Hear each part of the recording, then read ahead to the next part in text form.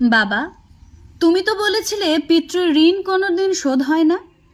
কিন্তু তুমি ২৬ বছরে আমার পিছনে যত টাকা খরচ করেছো, তুমি কি জানো আমি আগামী ৩ বছরে সেই টাকা তোমায় ফিরিয়ে দিতে পারবো? ছেলের কথা শুনে বাবা কিছুটা মুচকি হেসে বললেন, একটা গল্প শুনবি বাবা? ছেলেটা কিছুটা অপ্রস্তুত হয়ে গেল। নিচু স্বরে বলল, বলো বাবা, নিশ্চয়ই শুনবো। তাহলে শোন। তোর বয়স যখন ৪ বছর, আমার তখন মাসিক আয় ২০০০ টাকা। ওই টাকায় সংসার চালানোর কষ্ট বাড়ির কাউকে কখনোই বুঝতে দিইনি। আমি আমার সাধ্যের মধ্যে সবসময় চেষ্টা করেছি তোর মাকে সুখী করতে। তোকে যেবার স্কুলে ভর্তি করলাম, সেবারই প্রথম আমরা দুজনে, আমি আর তোর মা আর কি, পরিকল্পনা করেছি আমরা তোর পড়ার খরচের বিনিময়ে কি কি ত্যাগ করব। সে বছর তোর মাকে কিছুই দিতে পারিনি আমি। তুই যখন কলেজে উঠলি, আমাদের অবস্থা তখন মোটামুটি ভালো, কিন্তু খুব কষ্ট হয়ে গিয়েছিল যখন তোর মা খুব অসুস্থ হয়ে পড়েছিল। ওষুধ কেনার জন্য রোজ রোজ ওভারটাইম করে, বাসে করে, পায়ে হেঁটে, ঘামে ভিজে বাড়ি ফিরতে খুব দুর্বিষহ লাগতো জানিস। কিন্তু কখনো কাউকে বুঝতে দিইনি, এমনকি তোর মাকেও না। একদিন শোরুম থেকে একটা বাইক দেখে আসলাম। সে রাতে আমি স্বপ্নেও দেখেছিলাম আমি বাইকে চড়ে কাজে যাচ্ছি। কিন্তু পরের দিন তুই বায়না ধরলি যে ল্যাপটপের জন্য তোর প্রয়োজন। তোর কষ্টে আমার কষ্ট হয় বাবা। আমি তোকে ল্যাপটপটা কিনে দিয়েছিলাম নিজের বাইকের শখ পূরণ না করেই। আমার তখনকার ১ টাকা তোর এখনকার ১ পয়সা।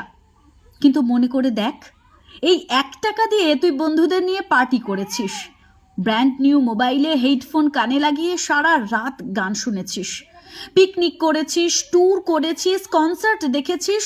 তোর প্রতিটা দিন ছিল স্বপ্নের মতো। আর তোর ১০০ টাকা নিয়ে আমি এখন কি করি জানিস? সুগার চেক করি। জানিস, আমার মাছ খাওয়া নিষেধ, মাংস খাওয়া নিষেধ। কি করে এত টাকা খরচ করি বল? তোর টাকা নিয়ে তাই আমি কল্পনার হাট বসাই।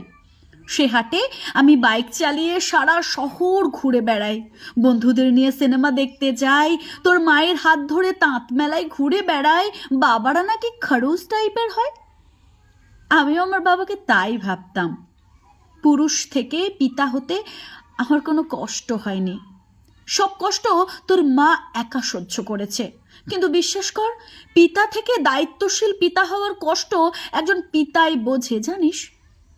যুগে যুগে সর্বস্থানে মাতৃবন্দনা হলেও পিতৃবন্দনা কোথাও দেখেছিস? পিতৃবন্দনা যদিও আমি আশা করি না। সন্তানের প্রতি ভালোবাসা কোনো পিতা হয়তো প্রকাশ করতে পারে না, তবে কোনো পিতা কখনোই সন্তানের প্রতি দায়িত্ব পালনে বিচ্যুত হয় না। আমি তোর পিছনে আমার যে কষ্টার্জিত অর্থ ব্যয় করেছি, তা হয়তো তুই ৩ বছরে শোধ করে দিতে পারবি। কিন্তু যৌবনে দেখা আমার স্বপ্নগুলো, যেগুলো আমি পূরণ করিনি, যে স্বপ্নের কাঠামোতে দাঁড়িয়ে তুই আজ তোর ঋণ শোধের কথা বলছিস, সে স্বপ্নগুলো কি আর কোনোদিন বাস্তব রূপ দিতে পারবি? আর যদি বলিস, বাবা আমি তোমার টাকা না, তোমার ভালোবাসা তোমায় ফিরিয়ে দেব, তাহলে বলবো, বাবাদের ভালোবাসা কখনো ফিরিয়ে দেওয়া যায় না। তোকে একটা প্রশ্ন করব বাবা। হ্যাঁ বাবা, করো না। এতক্ষণ ধরে ছেলের কথা শুনে, ছেলের চোখ দুটো ছলছল করে উঠেছিল। বাবার প্রশ্ন শুনে ছেলে বলল, তুমি বলো কি বলবে। বাবা তখন বললেন, ধর তুই আর আমি আর তোর খোকা ৩জন এক নৌকায় বসে আছি। হঠাৎ নৌকাটা ডুবতে শুরু করলো। তুই বল দেখি, কাকে তুই বাঁচাবি?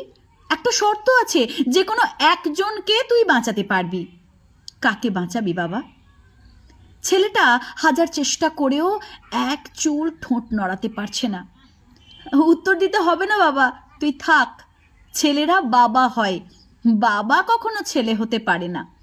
পৃথিবীতে সবচেয়ে ভারী জিনিস কি জানিস বাবা? পিতার কাঁধে পুত্রের লাশ। আমি শুধু ভগবানের কাছে একটা জিনিস চাই, আমার শেষ যাত্রায় যেন আমি আমার ছেলের কাঁধে চড়ে যাই। তাহলেই তুই একটা ঋণ শোধ করতে পারবি, তোকে কোলের আমার ঋণ।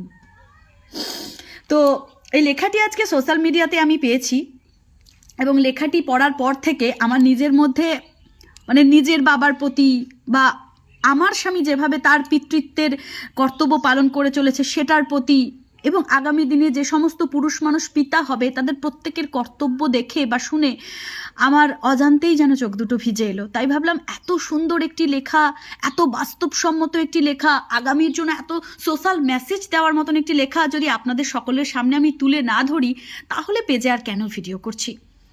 তো প্রতিটি বাবার জন্য আমার অন্তরের অন্তঃস্থল থেকে প্রণাম রইল, যারা পুরুষ থেকে পিতা হয়েছেন, পিতা থেকে পিতার কর্তব্য পালনে যারা অনড় রয়েছেন, তাদেরকে আমার তরফ থেকে প্রণাম।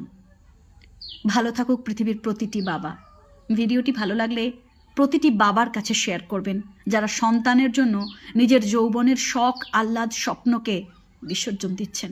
দেখা হচ্ছে নতুন কোনো দিন, নতুন কোনো ভিডিও নিয়ে। ততক্ষণের জন্য সকলে ভালো থাকবেন, সুস্থ থাকবেন। জয় শ্রীকৃষ্ণ। রাধে রাধে।